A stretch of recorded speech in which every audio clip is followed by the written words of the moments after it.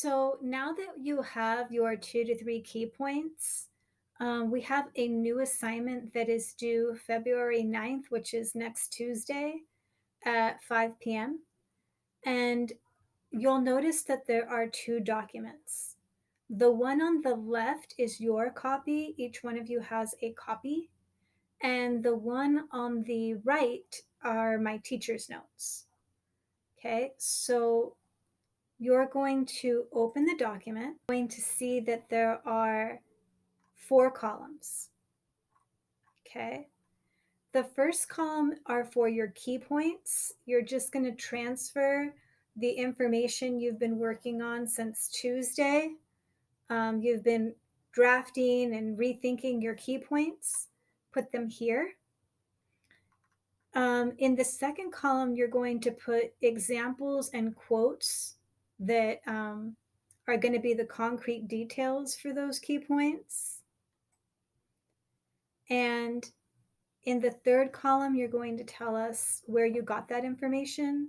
Is it your history textbook, StudySync, or is it a .edu website?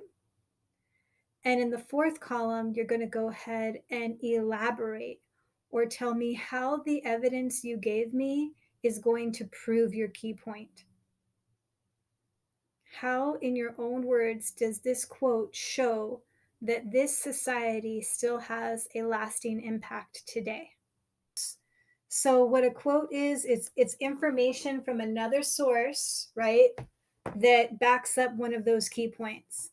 And Demi asked a really good question. She wanted to know, how many quotes do I need per paragraph, right? So if I have 3 key points, how many quotes would I need? Generally speaking, you need at least 2 concrete details for each paragraph. So that can be one example and one quote, or that can be 2 quotes. Okay, generally speaking, when you're doing research, I would try to aim for 2 quotes for each body paragraph for each of your key points. Okay, you can use your history textbook, you can use StudySync, you can even use online articles that end in edu to support these key points. And we're going to be creating a 3-column graphic organizer to begin documenting our evidence. So if you look at my teacher's example, okay, put your 3 key points in the first column where it says key points. Okay, if you only have 2, that's fine. And then make sure, sorry, I should probably make this smaller because it's kind of hard to see the screen. Make sure you specify which source you found your evidence in, because some people are looking online, right? They're going to find websites ending in edu. You might be using your textbook, right? Let us know where you're getting your evidence. And in the elaboration column, you need to explain how your evidence shows that the ancient culture is still shaping the world today. So for key point number 1, it says people from the past, remember we talked about Hatshepsut, can still serve as an inspiration today. I think that was one of Demi's key points.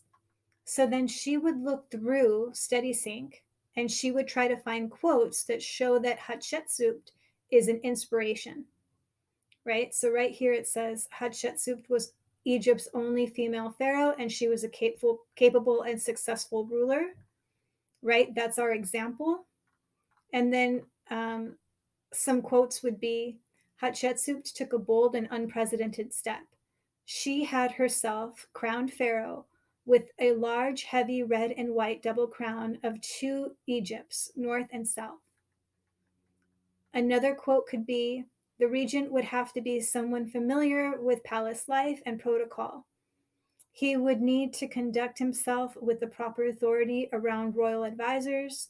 He would need to be prepared to wield power if it became necessary, and he should feel comfortable around visiting dignitaries from the lands. He needed to know this place, his place among the priests of various. He needed to know his place among the priests of the various gods. Okay. So once you give me these quotes, that's not enough. Because how do I know you didn't just blindly like pick a random passage from some random place? You also have to tell me, how are you going to use that quote? Okay, so what does this evidence, right? This quote number one, Hatshepsut took a bold and unprecedented step. Uh, she crowned herself pharaoh. How am I going to use that in a paragraph to show my key point that people from the past can inspire today?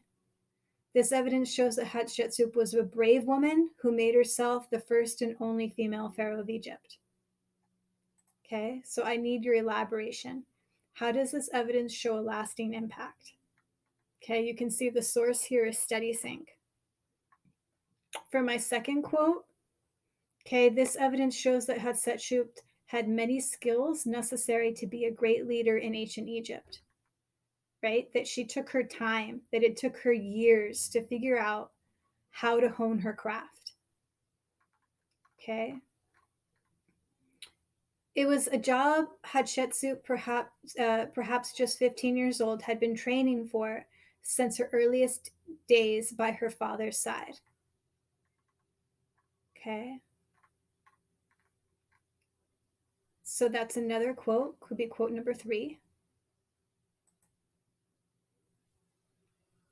Um, Little girls today can see that women can succeed and thrive in powerful leadership positions and have been doing so throughout the history of the world.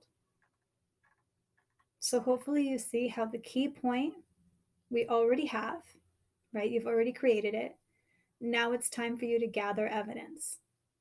Okay. I need at least 2 quotes for each key point.